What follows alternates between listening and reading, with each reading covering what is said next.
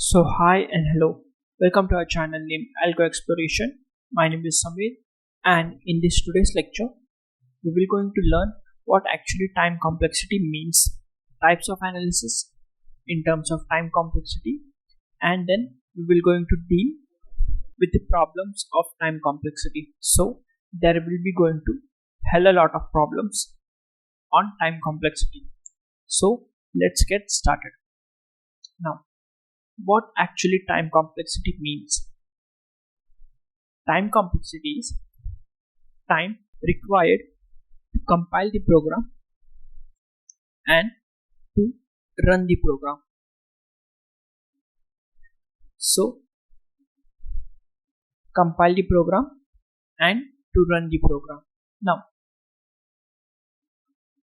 compile time is based on compiler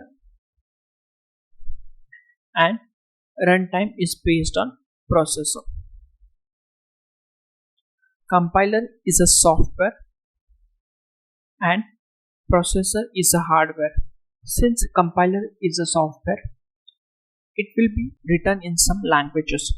Now, if that language is written slower language, then compile time will be higher. Similarly, if the processor is slower, then runtime will be higher. Now, based on this, language of a compiler and processor matters when it comes to time complexity of a program. Now, let's jump to the types of analysis in terms of time complexity. Now, there are mainly two types of analysis: a posteriori analysis and a priori analysis.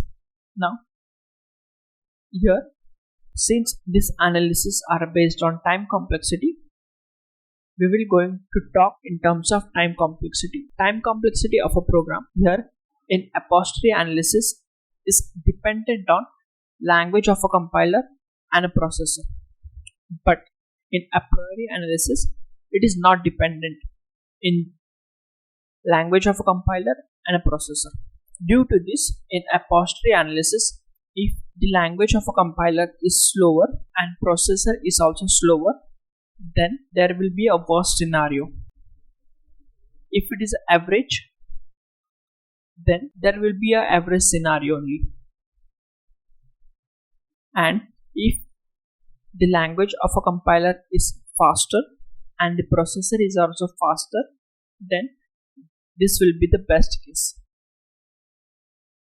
Now let's jump to the second point. In a posteriori analysis, it will give the exact complexity, and in a priori analysis, it will give approximate time complexity.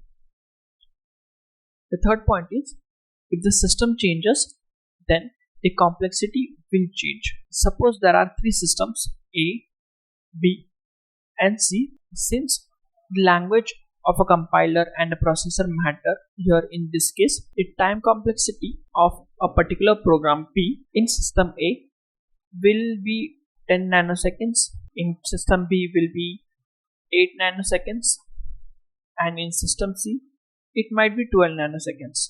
So if the system changes, the complexity will be changed.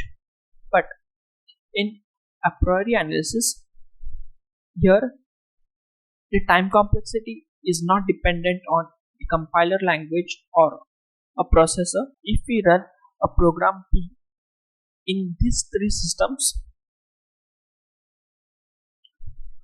the time complexity will be same: 10 nanoseconds, 10 nanoseconds, 10 nanoseconds.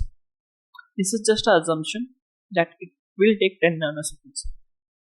Now the fourth point is, it is also known as a relative analysis, because if the time taken is n plus 2, then the complexity will be order of n plus 2. And the a priori analysis is also known as absolute analysis. That means if the time taken is n plus 2, then based on a second point, that is approximate complexity. Here the time complexity will be order of n. Almost all the companies follows a priori analysis. Now let's jump to the first problem of time complexity. How to calculate a time complexity of a program. Before going to that, let's understand one term, order of magnitude. Now what this means. Here the number of times the statement executes while running the program is called as order of magnitude of that statement. This is the first question. Here there is only one statement. What will be the order of magnitude of this statement? Since it is running only one time, or we can say it is executing only one time while running a program, this program, then the order of magnitude of this statement is 1 because it is running only one time. So we can say here the time complexity of this program will be order of 1. Now let's look to the second question. Here the number of statements are 1 here and 2. Now these are not the statements. The statements that will be executed are this. Now the order of magnitude of this statement is only 1 because it is running only one time, but the order of magnitude of this statement is n because it is inside the for loop and the for loop is running from 1 to n. That means it is running for n times. Due to this statement is running n time. So the time complexity of this program will be 1 plus n.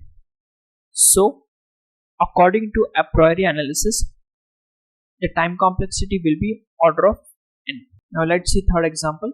I will recommend you to pause the video and then try to analyze the time complexity of this program. So the number of statements here are 1, 2 and 3. Now let's see what will be the order of magnitude of these statements. Statement 1 has an order of magnitude 1. Statement 2 has order of magnitude n because it is inside the for loop, and statement 3 is inside the nested for loop in which the outer for loop is running for n times and the inner for loop is also running for n times. So n into n will be n square. So the third statement is running for n square times. Therefore the order of magnitude of this statement is n square. Now if we combine this, it will be 1 plus n square. That will be order of n square. We will always take the dominant term. Here n square is dominant, so due to this the time complexity will be n square. Now I hope you got all the 3 problems. In the next video we will solve the remaining problems.